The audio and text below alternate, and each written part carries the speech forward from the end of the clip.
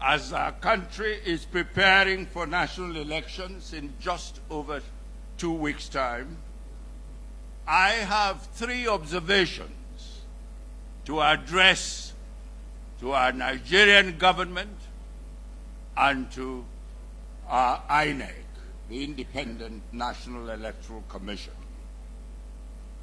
The first is that Nigeria's friends and the international community as a whole are watching the behavior of the federal government and its agencies, including especially the police, the army, and the other law enforcement instruments, to see how far they respect the country's constitution, the rule of law, and their inherent obligation to act impartially and fairly in playing their roles in respect of the elections.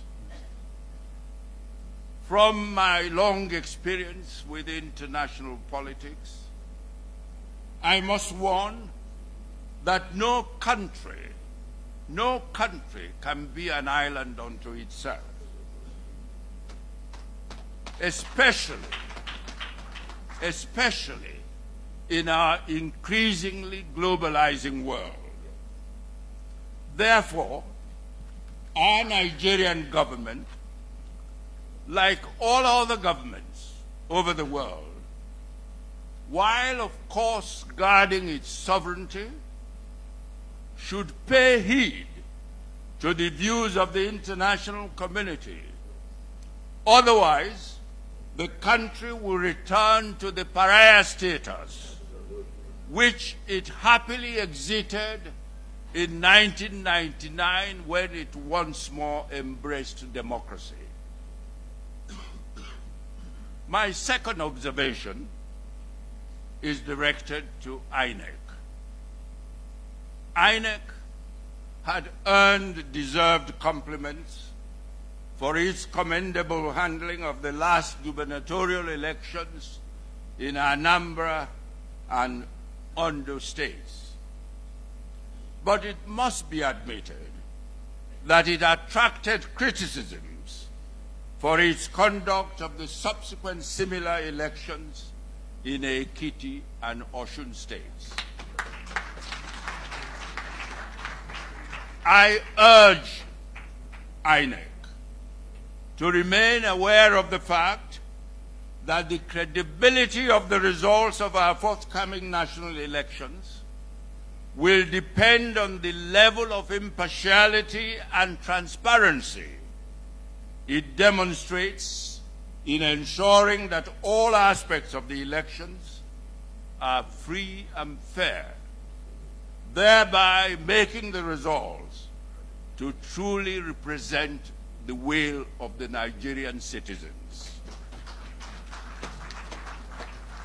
Indeed, the image and standing of our country within the international community will be significantly affected by how INEC and the federal government as a whole are seen to behave in all matters relating to the elections.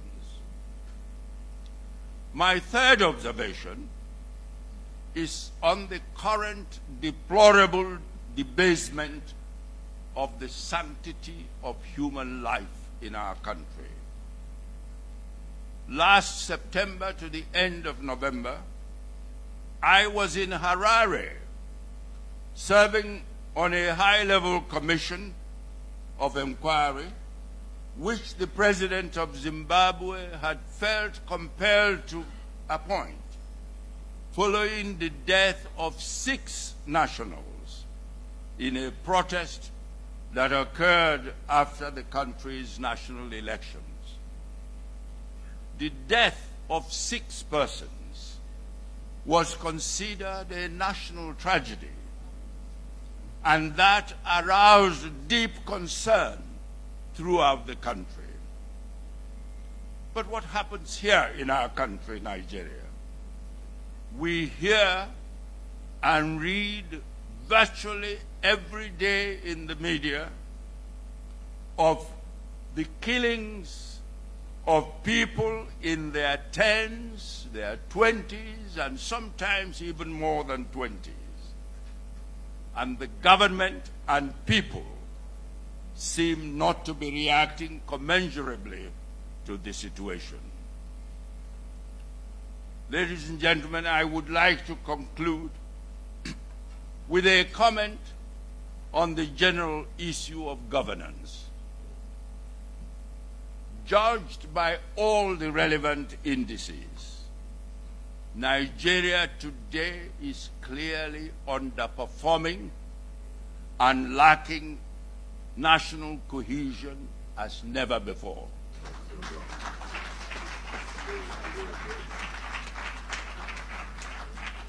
And so, like Cato in the ancient Roman Senate, who, because of his passionate desire to subjugate Carthage, the then arch-rival of Rome, always ended every speech he gave in the Senate with the words, Carthago delenda est, meaning Carthage must be destroyed. I would like Cato, to end these my remarks by once again repeating the view that I have expressed on many occasions, namely that if our country is to succeed on the road to political stability and realization of its rich development potential, it must, by restructuring its present governance architecture, it must return to the true federalism that it practiced in the years before, that this country practiced in the years before the military intervened in our national politics. Thank you, ladies and gentlemen.